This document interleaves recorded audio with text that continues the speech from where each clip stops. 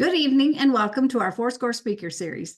Tonight, we are joined by author Dr. Frank Garmon, and he is with us to discuss his latest book, A Wonderful Career in Crime, Charles Cowlam's Masquerades in the Civil War Era and Gilded Age.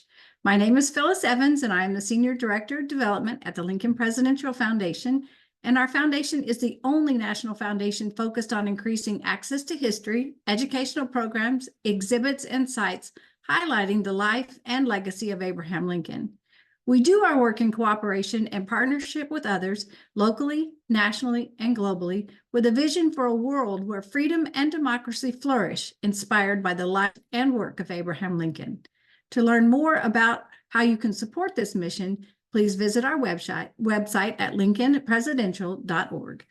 Before we begin tonight's program, I'd like to remind you that we will entertain questions from the audience, so please type them in the Q&A box below and we'll get to as many as possible.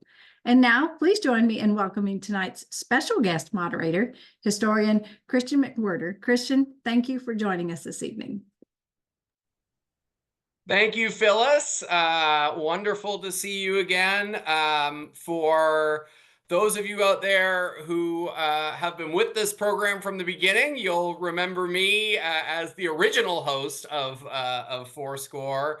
My name is Christian McWhirter. If you don't know me from that, you might know me from my years working at the Abraham Lincoln Presidential Library Museum. I am now the historical initiatives consultant for the foundation. And so Aaron asked me, the executive director, asked me to pinch hit tonight for our conversation with Frank Garmon. And I jumped at the chance, not only because Frank has written an extremely fascinating book that I think will make for a good conversation, but also because I enjoyed doing this program so much back in the day, back during the pandemic, if you remember. So it's a thrill for me to be back. I'm coming to you from way out on the east coast of Canada. I'm in Halifax, Nova Scotia. So between me and Frank and Phyllis, we're covering 3 time zones. Without any further ado, I'm going to introduce Frank. I want to say, please feel free as we're going. For those of you who are new, please feel free to go ahead and start asking questions if you have anything you want us to talk about that we might not be covering. I'm going to leave time. I'm going to leave 15 minutes or so at the end for Q&A, but I will be getting your questions throughout, and I might be able to pepper them in if the opportunity arises. So please don't be shy using the chat to submit your questions. Let me introduce Frank, though, without any further ado. Frank W. Garmon Jr. studied history and economics at Christopher Newport University before completing his MA and PhD in history at the University of Virginia. His first book, as Phyllis said, is titled A Wonderful Career in Crime, Charles Cowlam's Masquerades in the Civil War Era and Gilded Age, was published by Louisiana State University Press in September. The book traces the career of Charles Cowlam, who's, you're going to learn, a very interesting fellow, a Gilded Age swindler who received presidential pardons from Abraham Lincoln and Jefferson Davis during the Civil War. Garmon received the Provost Award for Faculty Excellence in Teaching Student Writing in 2023. At CNU, he regularly offers courses on American entrepreneurship and a senior seminar on Alexander Hamilton, structured around the award-winning musical. Frank, welcome. Oh, thank you, Christian. It's a pleasure to be here. Yeah, it's a pleasure to have you too. We usually open these conversations with a pretty broad question just to get into kind of the overall field. Can you talk a little bit about your background and kind of what brought you into the study of history in the first place? Well, I took AP US history when I was in high school, and it was my favorite course. My parents were really big into collecting antiques, and so we would spend every summer going to Pennsylvania to visit the different extravaganza weekends and antique shows up there. So I always had history in the back of my mind, and I knew that I wanted to study history in college. But it was not until I got to university that I decided to become a college professor, and I devoted my studies during my 4 years at CNU to try to apply myself to go to graduate school and work on a PhD in history. And my training and background is in American economic and business history. So I actually wrote my dissertation on a very different topic. It was on taxes after the American Revolution, not as lively as Charles Cowlam. And I started working on this project almost by accident. I was in between projects when the pandemic began, and I reached out to my coworker, Jonathan White, who's a noted Civil War historian, if he could recommend any collections that were digitized that my undergraduate students here at CNU could look through during the pandemic. And so he proposed the pardon records sent to Abraham Lincoln. And that's how I got started on this book. All right. Well, and yeah, how you get from the revolution to this book is something I want to get into, but I want to ask you, so my parents also were like my gateway to history, but not necessarily because you mentioned antiques. So I want to ask, like, with my parents, it was my parents were interested in history, but they were interested in like Wild West history and like Jesse James. And like we watched a lot of history movies. So like I wouldn't say it wasn't until I got to school, and sounds like you might have been similar, that I realized like this was a profession that I could actually join. So like I'm curious if you had a similar take, if your parents were into antiquing and stuff too, like where were they more kind of in quote unquote popular history, and yeah, how did that transition happen for you to maybe academic history? Yeah, I would say that my parents were both really big collectors. They're both Yeah, trained as engineers, and they always appreciated and loved history. So for them, I think that it was learning about the history of physical items and trying interesting. to figure out when was this made, or uh, what can I learn about silver spoons from this era, or glassware from this period in time, or furniture. And so they just appreciated it. And for them, it was like collecting art and collecting history together.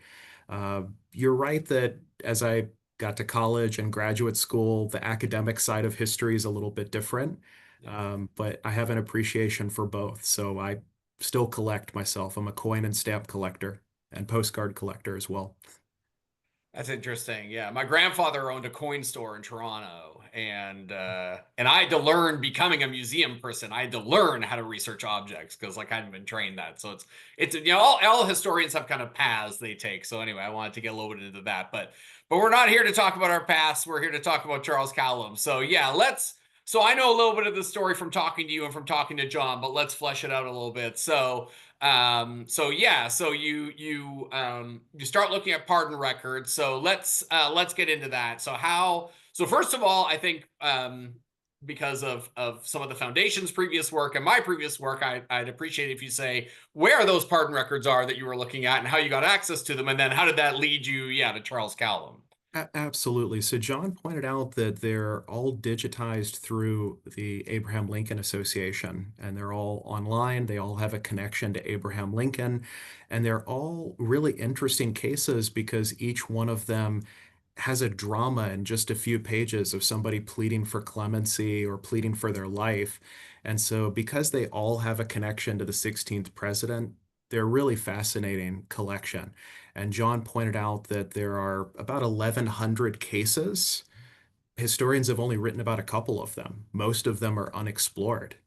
And so my students really dug into them in the fall of 2020. And one of my students, Nate Hodis, in October 2020, found the letter from the pardon clerk summarizing Charles Cowlam's case. And at first, I thought that this would just be a short article with a student. I thought that it might be something that would turn into a 4-page article. But when I found out that he was pardoned by both Lincoln and Jefferson Davis, it quickly developed into a book. And that's the beginning of the book. Like the fireworks factory happens first, right? And then the book, and then you find out he did all these other crazy things. So let's again, I don't want to like but like let's give me as so the book centers around this guy's story and this idea of the confidence man, right? Or the which is similar, I guess, to what we call a con artist, right? So in broad strokes, yeah, why don't you tell us a little bit about who this guy was and how he fits into this whole culture of the confidence man. Sure. Well, he was originally from Michigan, but when the Civil War began, he was in prison in Virginia. He was sentenced to 10 years for stealing from the post office. And he received the pardon from Lincoln, but unfortunately for him, it arrived too late. It was after Virginia had seceded from the Union. And so he wasn't able to get out of prison in 1861, but he changed his story and 2 years later appealed to Jefferson Davis and received a pardon there. He spent the war years kind of traveling around. He was arrested yet again in the closing months of the Civil War. He deserted the Confederate Army twice. He returned to Michigan, and shortly after Lincoln's assassination, he told a very convincing story to the detectives investigating the case, and they actually hired him as a detective on the Lincoln assassination. After the war, he parlayed this really brief and peripheral detective experience into real jobs with the American and British governments. He tried to get hired by the Canadian government, Yeah. but they didn't end up hiring him. When those jobs didn't turn into a career for various reasons, he returned to the United States and he tried to intervene in the Florida election in 1872. He managed to convince President Ulysses S. Grant to appoint him U.S. Marshal. He tried to run for Congress, and then in the weeks before the election, he tried to steal the election unsuccessfully. After the election of 1872, he moved to New York City, where he started a fake secret society and became a serial bigamist. He married half a dozen women in a span of 6 months in Manhattan alone before his frauds were exposed, and he disappeared, changed his name, and spent the next decade on the run. During that time, he was involved in various schemes. He went to Guatemala to prospect for gold. He befriended a Latin American dictator, and he returned to the United States in the 1880s, where he resurfaced in 1886, pretending to be a Union colonel and claiming that he had dementia and that he couldn't remember where he had fought or who he had served with.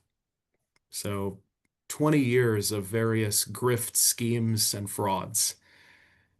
Yeah, I mean that's like, let's talk about the confidence man aspect, because like in your book, he's almost, I don't want to like answer for you here. Some of these efforts are more genuine than others, right? So like, just generally speaking, how would you characterize this guy? Yeah, and this whole kind of concept of maybe other guys like him who are doing this kind of thing in the 19th century.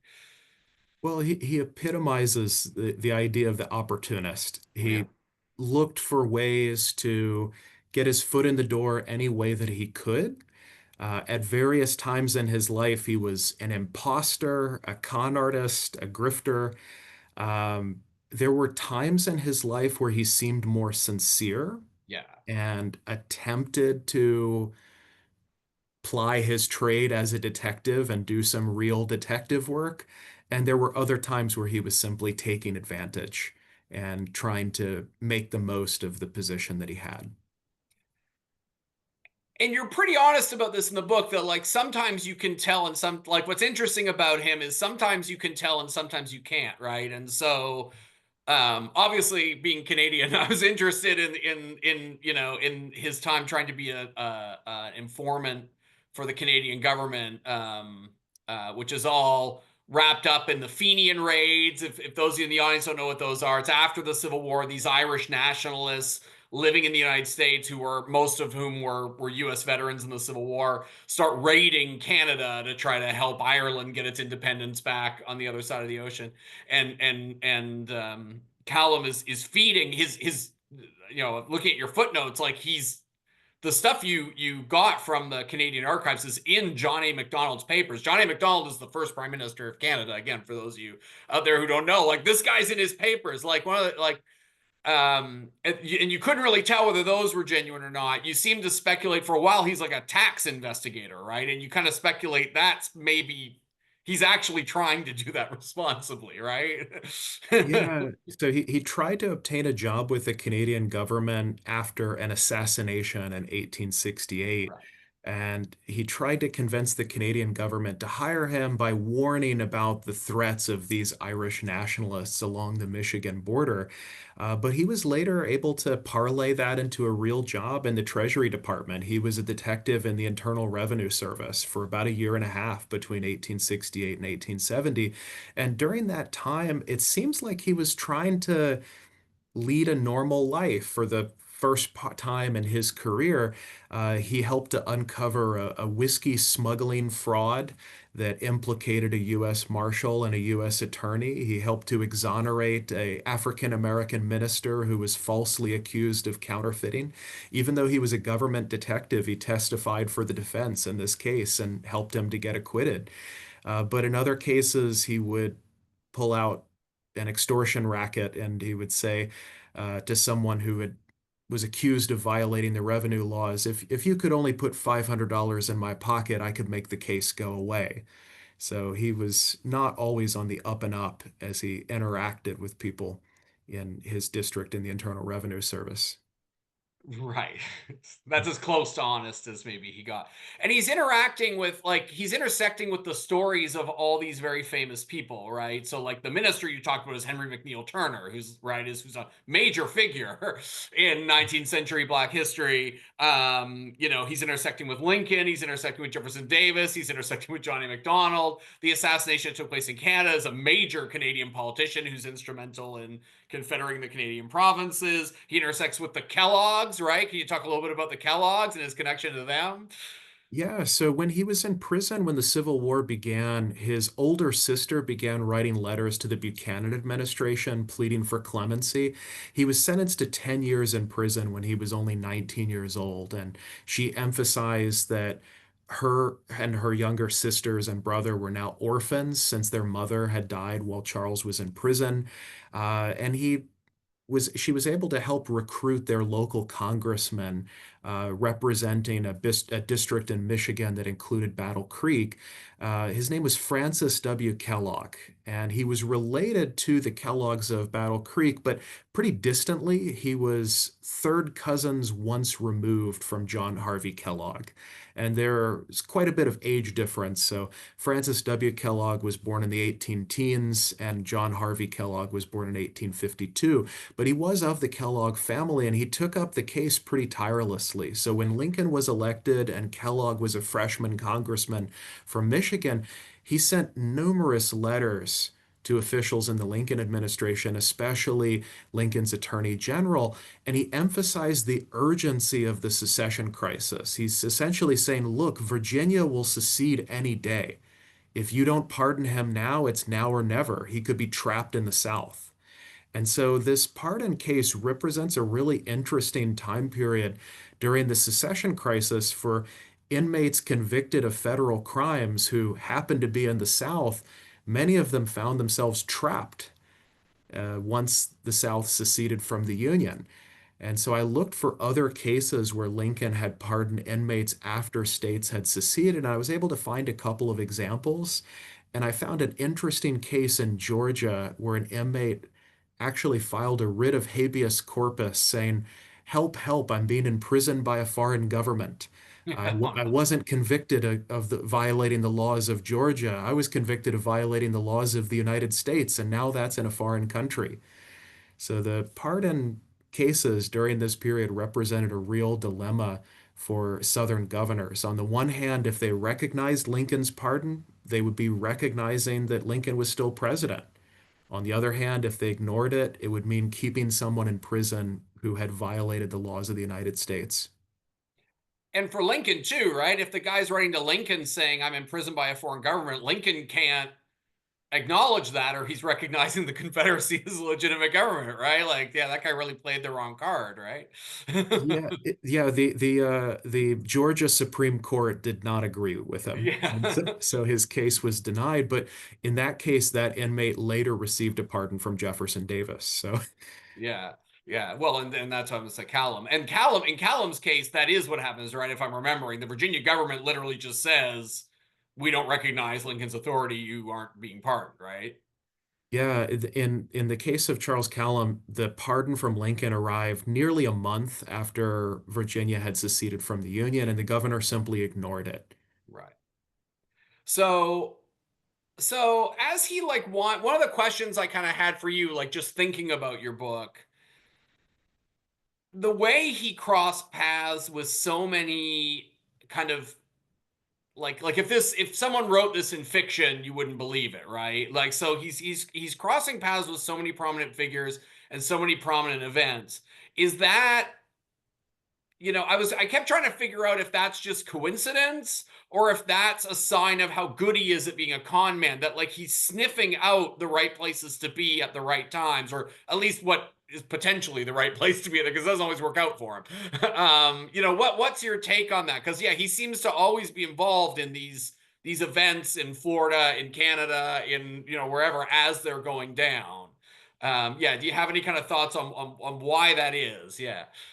Well, he was certainly very clever and Yeah. very bold and brash, brazen in some cases. Yeah. He wasn't afraid of pushing the boundaries, and it almost seemed like he realized that he had nothing to lose by trying. And he would try to seek out the prominent people wherever he went. So it seems like he almost gravitated towards the centers of power, and he realized that if he told a convincing enough story that it might work. And it often did. And let's talk a little bit about that too, because for those of us who study the 19th century, we're a little bit familiar with this. So a story from my background. So you mentioned the pardon records. They were digitized by the Papers of Abraham Lincoln Project, which I worked for 6.5 years, and digitizing record. I remember when they digitized those pardon records. I wasn't assigned to those, but digitizing stuff in the National Archives and then annotating them back in Springfield. And one of the things that I had to do in my annotation when we annotated, and by the way, you can go to that website, papersabrahamlincoln.org. The foundation helped with that project too. It's a wonderful, it's free to use. And some of those early documents that they have are well, there's two things. There's the muster rolls from when Lincoln was in the Black Hawk War. And then there's these poll books when Lincoln, for those of you who don't know, Lincoln was a clerk who would record um, viva voce poll, voters who would come to Lincoln and say who they were voting for in New Salem, and you'd write down their names. One of my jobs was to find out who all those people were. And I immediately realized how many of those people in New Salem disappeared. And of course, you don't know whether they did this for sure or not, but many of them disappeared on purpose. You could see that they get to New Salem, they try out a business or whatever, they get in some trouble, and then they just go away. They just go somewhere else, abandon their identity, right? Like it's hard for a 21st century person to think about this, so that's why I'm kind of using this example to build it out, where we have IDs and all these things that are constantly tracking who we are and are like making sure that we maintain the same identity, or that if we do modify our identity, we can only do it marginally. Back then, there was no such thing. So if you were in trouble, you could just go assume a different identity and take over. And so Cowlam is such an amazing example of that, right? So like talk a little bit about how in the 19th century people are able to do what you just described, that he can sniff out these places to go, he can go there, and the freedom he just has to kind of start working as he does in these scenarios, and how the 19th century made that possible.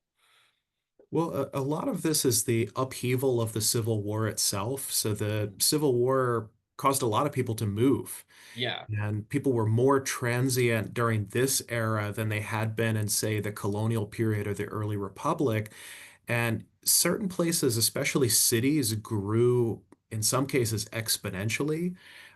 Like some of the places that Charles Cowlam visited, like Tallahassee or Jacksonville, Florida, grew several times over between the 1860s and the 1870s. And he was able to blend in part because there were so many newcomers. In a city where two-thirds or more of the city's population didn't live there before the Civil War, everybody's new. And so he could blend in that way. And then the other way that he was able to blend in is that he was a really phenomenal storyteller. He was able to tell a story that positioned himself in such a way where he fit right in just as soon as he arrived. And he always showed up with letters of recommendation from prominent people like Francis W. Kellogg, the congressman from Michigan. And he would emphasize his connections to prominent figures. He would detail his resume as a way of building trust. And another advantage that he had in being able to blend in is that he had a younger brother who was a telegraph operator. And so in a few cases in the book, he was able to obtain some inside information via the telegraph wires. And that is that's a really interesting point. It's a point you make in the book, especially in relation to the bigamy stuff. So because he's able, New York is so big, he's not only able to kind of blend in there, but he's able to carry on relationships with multiple women at once without them all knowing, right? So like, let's talk a little bit, about what he's able to pull off in New York, and how 19th century New York in particular is such a right place for him to do this. Yeah.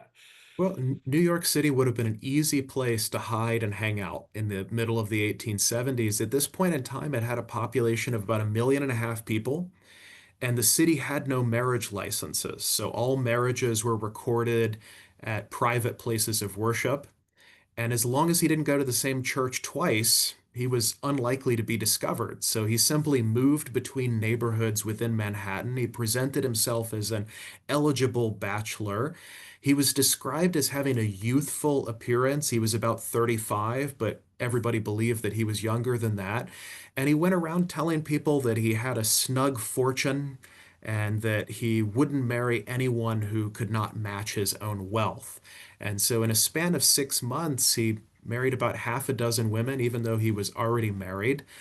He had married his first wife in 1866 in Detroit, and she had accompanied him on much of his journeys and travels up to that time, but he abandoned her in the spring of 1874 and disappeared once his frauds were uncovered.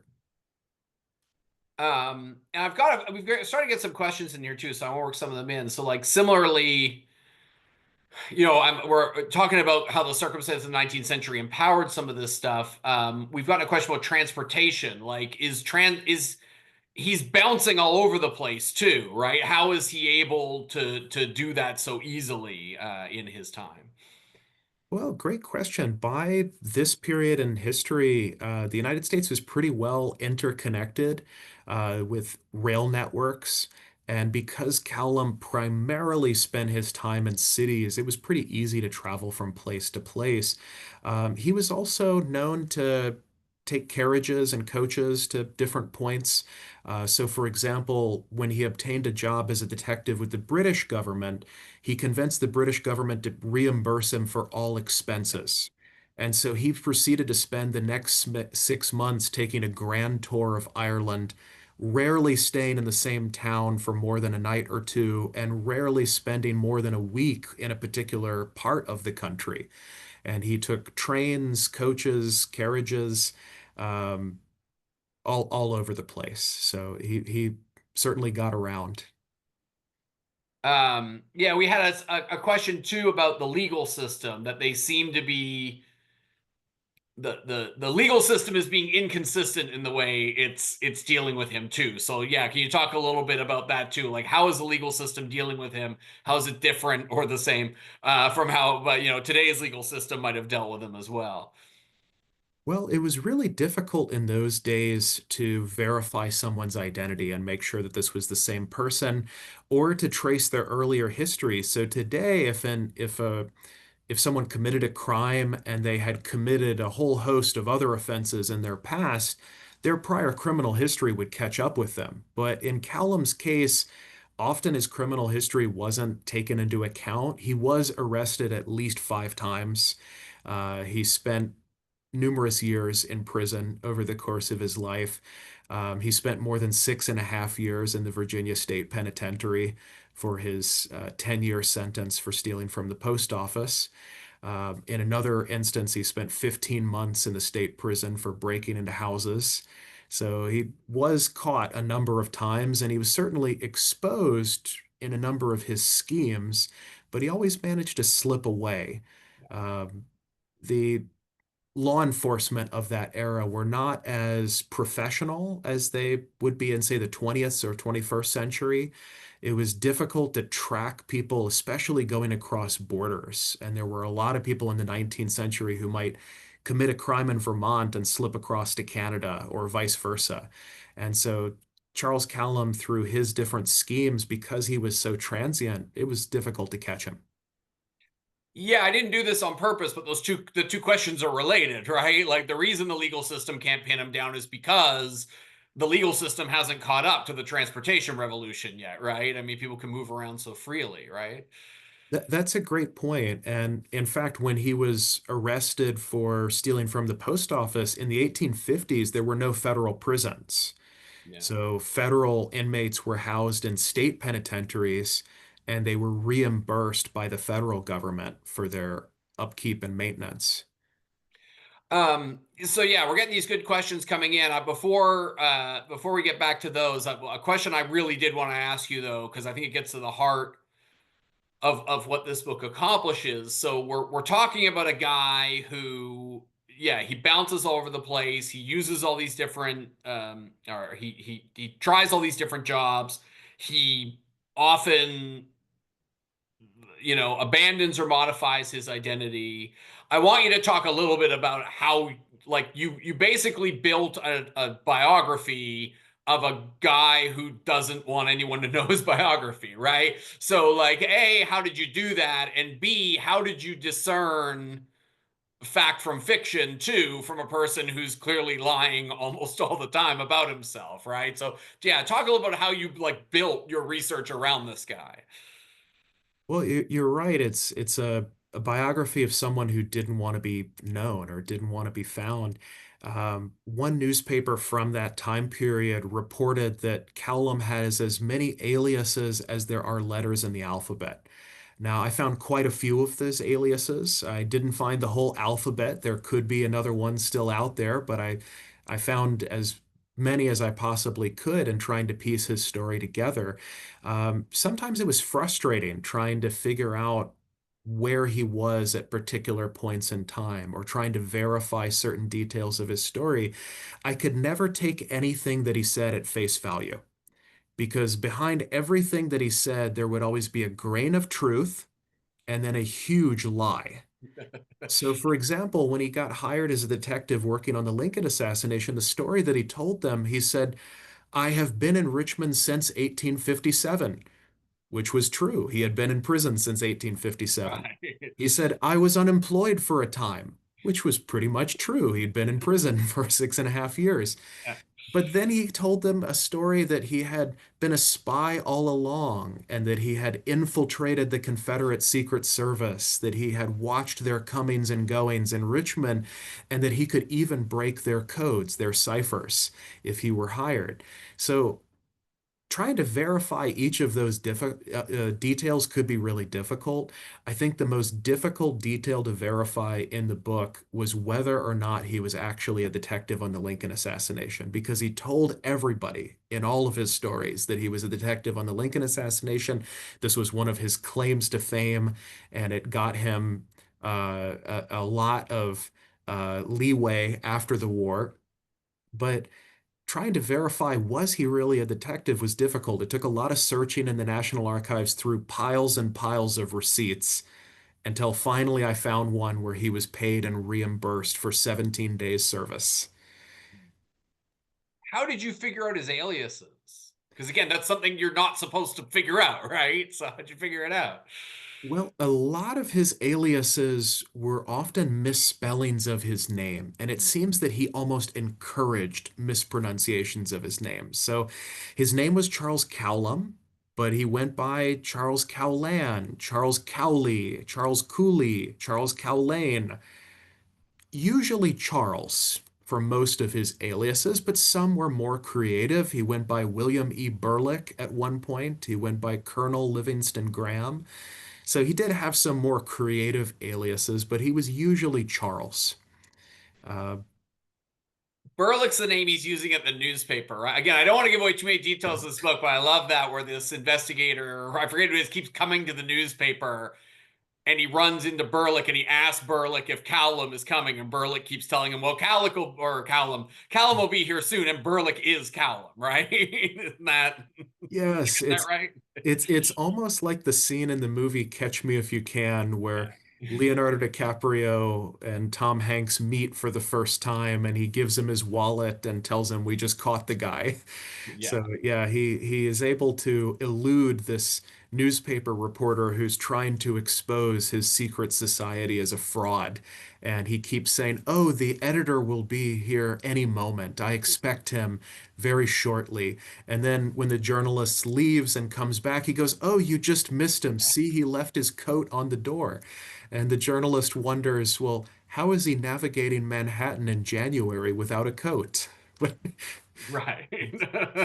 And they never put two and two together. And you, I mean, we won't name names or anything, but you do make the point, and I've seen this in some research projects I've done too. You make the point that some historians, again, for when we do research as historians, we try to find as many sources as possible to corroborate things. So historians have encountered Cowlam in the past, and they don't realize he's a con man, and so they've used him as a quote or whatever as a legitimate source, right? Because they don't know, right?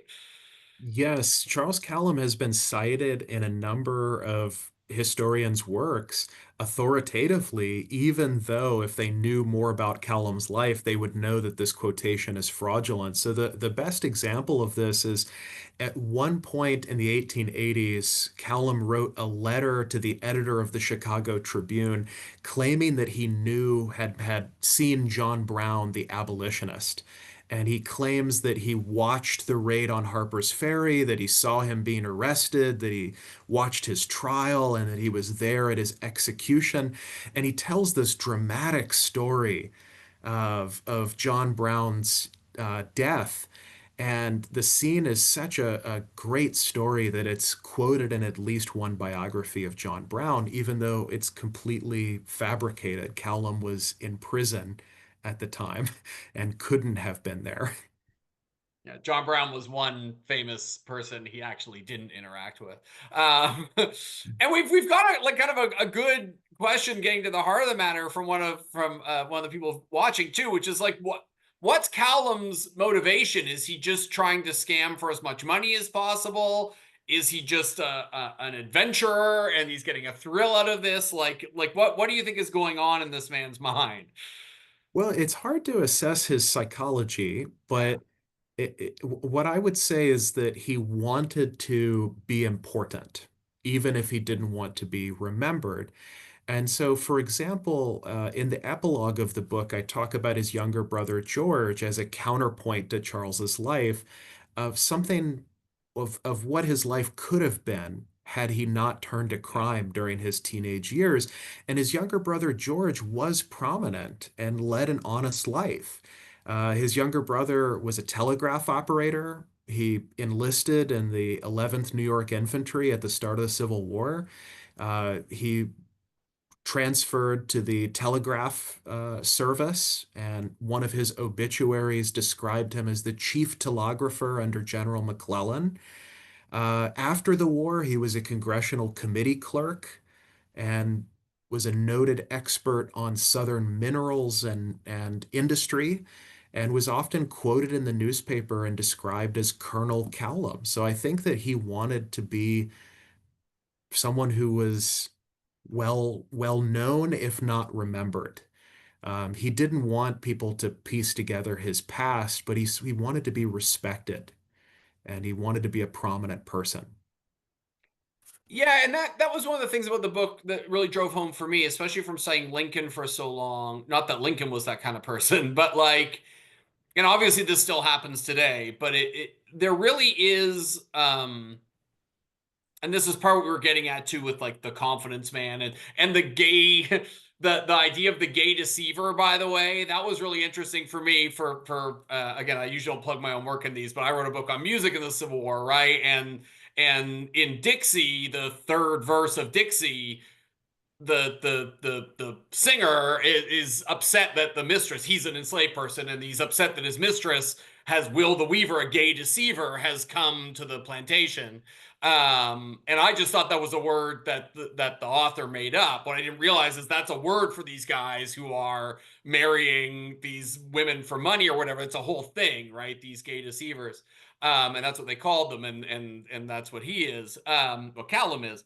But anyway, the broader point I was trying to get at is yeah, this access to power and status for a guy like Cowlam, it's not impossible. This we're laughing at this story or whatever, but it's not impossible that if he just told the right lie at the right time, he could have just made a life for himself, right? And you know, especially the he's trying so, I mean, again, maybe this just resonated for me because of who I am, but like he's trying so hard to get this job from Johnny McDonald, because like if he can just get a job as a Canadian spy, he's set for life, right? Like that's what he's trying to find. So yes, to with the way with the question, there's a thrill and he's trying to make money, but he's trying to be legitimate in his con man sort of way, right? Is that an accurate assessment, do you think? Yes, I would say that he was often looking for the easy way out, which Yeah. often looked like the criminal avenue, but he was also applying for a lot of patronage jobs. And for him, that looked like the easy way out too. You get this sinecure position where you're paid as an informant or paid as a detective, and it looks like easy work. And so I think that Charles Cowlam wanted to cash in on that and thought that that would be an easy life for himself if he could only get a job as a detective or if he could only get a job as a spy. It would not only be thrilling, but also lucrative. And thanks for coming back to that, because that's what I meant by studying Lincoln. Because one of the other things, again, mostly when I worked for the papers, was to all these people are always, you know, that we have no conception today of how many people were trying to get federal jobs every time a new administration came in.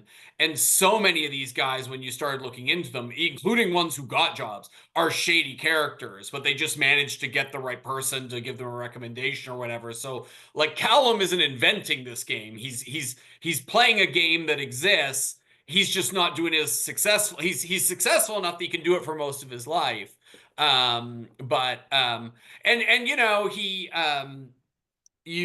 when we talked about tracking him down too, it was interesting to me that, you know, he kind of wins, you know, in your attempt to figure him out, he kind of wins in the end, because you do lose him after he becomes a veteran, right? You don't really know what happens to him after that. Yes, after 1886, the trail goes cold. It's Yeah. not clear what happened to him after that point in time. When he was exposed as a Civil War imposter and was kicked out of the soldiers' home, his younger brother George came to pick him up and returned to Madison, Indiana, where George lived at the time. But Charles never showed up in any of the Madison, Indiana city directories. And I can't find any trace of him after 1886. His first wife, Mary Ives Cowlam, lived the rest of her life in Detroit, and up until 1892, she listed herself as the wife of Charles. After 1892, she began listing herself as widow of Charles. So it's possible that she received some word of his death, or it could be that just 20 years had elapsed since he abandoned her in the 1870s. So it's not clear what happened to him at the very end. He may have died, or he may have changed his name to a more clever alias and severed all ties with his past life. And that's a thing we're not used to either in our time, because I think you make the point, and correct me if I'm wrong too, that during that 10 years that he's on the run too, I think it's George, you say, just assumes he's dead, right? Because like, again, if that's what would happen back then, you would just lose touch with someone in your family. And after a certain amount of time, you'd assume they just died somewhere, because how would you know, right? There's no dental records or anything. Yes, there were a lot of stories and rumors that circulated him about him after he disappeared. George explained that he had died in a foreign land and that his death was sufficiently painful in its circumstances to atone for whatever wrong he could have done anybody. When his first wife, Mary Ives Cowlam, sued him for divorce in Michigan, she recorded that he was reportedly now a resident of Japan. So apparently that's the story that she had heard in the late 1870s of his whereabouts. And it's plausible. I mean, he does go to he does go across the Atlantic for a while, too, right? So yeah. Yes. Um, I had a question, and now I've forgot what it was I wanted to ask. Oh, here it is. Because I was interested in this too. So the question is specifically about these marriages. Did he have children through these marriages, and did he gain wealth through these marriages? So I want you to answer that question, and then just generally speaking, and again, I know you can only piece together so much of this guy's story, but that was the question I kept asking myself just in general whenever I'd get to these new episodes: is how much money does this guy have, and how is he affording? Because we talked about the ease of transportation. It's not it does cost money to do what he's doing. So yeah, so talk about these marriages, but also just generally speaking, how is he affording to live this lifestyle? Well, that's a great question. So, in terms of affording, each of the different schemes that he was involved in did make some money, and each of the different patronage offices that he was able to acquire were well compensated, and especially his detective work would come with reimbursement for expenses. In the case of the bigamous marriages, one newspaper reported that one of the women had lost $50,000 and was prepared to spend another $50,000 getting even with him. It appears that he targeted wealthy widows and that's what he was looking for. He was trying to find wealthier women that he could marry and then run off with their money. Sadly, none of the newspapers reported any of the women's names, whether from shame or embarrassment, or maybe that the newspaper didn't want to make their name known. But sadly, I don't know if he had any children among any of these bigamous marriages. I know that he did not with his first wife, Mary Ives Cowlam.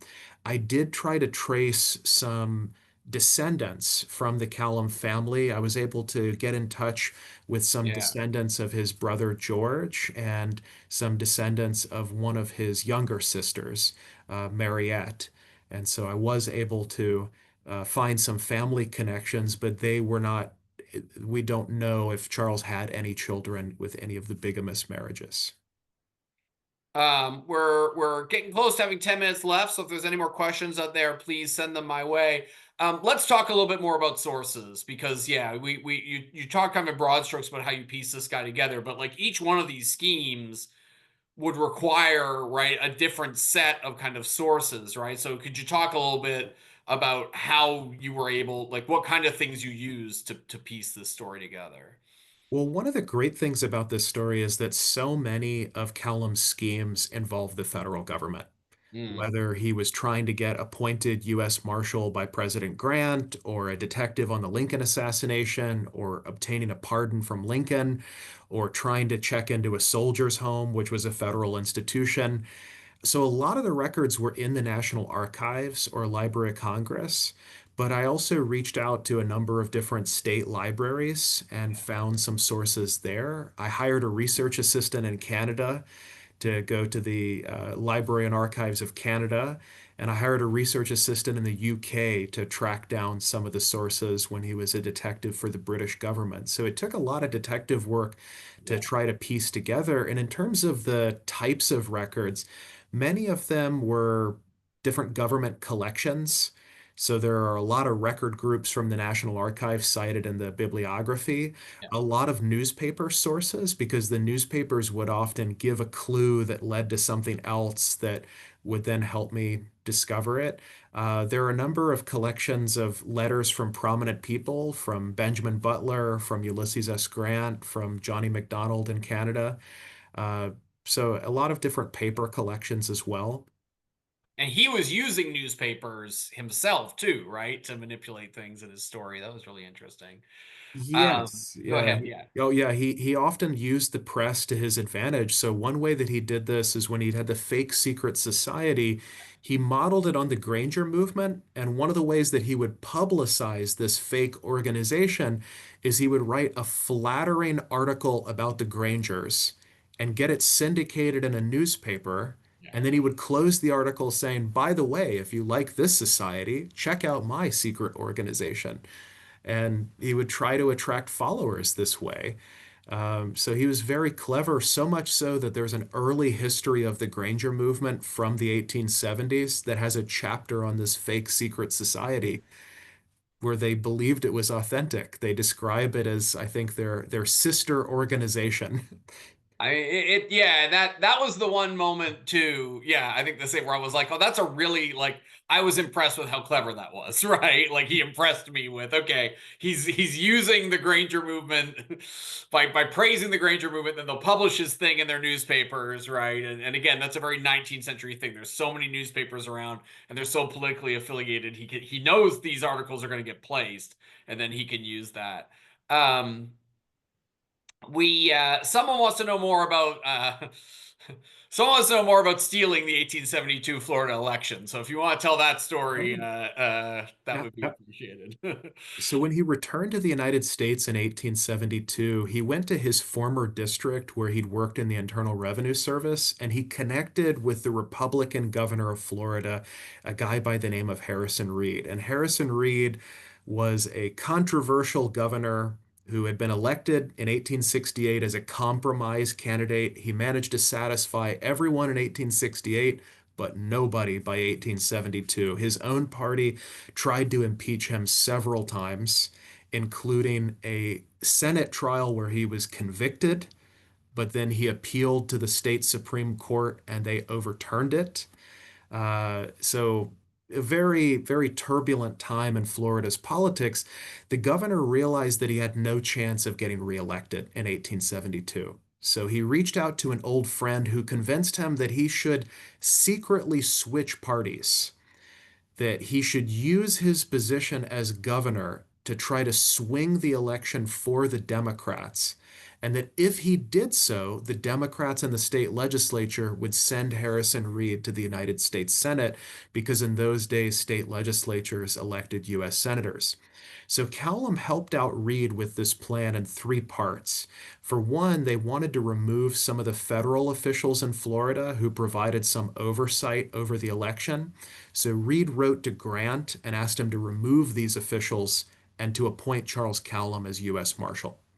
That was the first part of the plan, but it failed because every Republican in the state complained that Cowlam was a fraud, that he'd only recently arrived in Florida that summer, that he was a newcomer and perhaps not a Republican. So Grant rescinded the appointment after about 10 days, at which point Charles Cowlam decided to run for Congress on his own. He printed deceptive-looking ballots where it had Grant and Wilson at the top and all of the Democratic candidates below it, including his own name. And then in the last closing weeks before the election, Reed and Cowlam realized that the governor had the power to remove or appoint any official in the state, including county officials. So Reed tried to remove county election supervisors in the weeks before the election and tried to move the polling places in several key counties as a way of stealing the vote. It didn't win. It backfired. The Republicans won handily in 1872 at the state and national level, and Cowlam received only 92 votes across the state of Florida, so he did not win. um, yeah. And and again, like, because we've had a couple questions trying to look for connections, or questions looking for connections between Cowlam and some of the political problems we may or may not be having today. And yeah, these techniques to try to manipulate elections are all this, like, these are as old as American democracy, right? And so but we're almost out of time. And so I want to ask you one last question to kind of wrap up, and then Phyllis will come in and sign us off. Callum is obviously an entertaining story, and we've talked a lot about its details, but can you maybe summarize just in closing, and hold up your book when you do it so people can get a good look at it, so they can get copies if they want one. What why is it important to know about a guy like Cowlam, right? Like, what is it? We all read about Abraham. Everyone in this group probably reads about Abraham Lincoln. Why would a guy like Cowlam be someone worth researching and reading about? What's important about this guy? Yeah, there's the book. Well, aside from being a fascinating story, a sort of catch me if you can kind of tale, it tells us a lot about this time period, just how turbulent it was and how transient people were, how easy it was to move from place to place, and how difficult it was to verify someone's identity. Another theme in the book is about patronage. So Cowlam was able to exploit the patronage system and to get appointed to different federal offices. But at the same time, patronage did a pretty good job of exposing his frauds. And a number of times in the book, Cowlam was caught.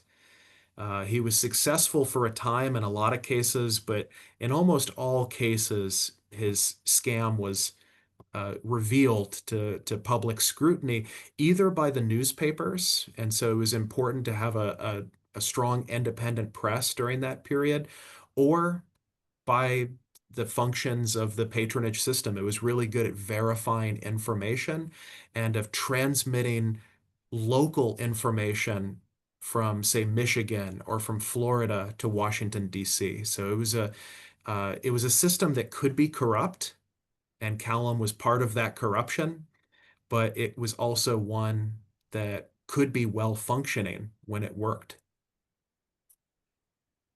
Yeah, absolutely. And I think, for me, I've been dancing around this. Like, I think for me, Cowlam was like a second tier kind of one of these guys, right? Like, you really get an insight into how you could be a guy like him. But we don't know those guys because they were too good at it, right? And like, there's a whole kind of class of these guys operating in the 19th century. And it's just a fascinating way what it opens up how that society worked, right?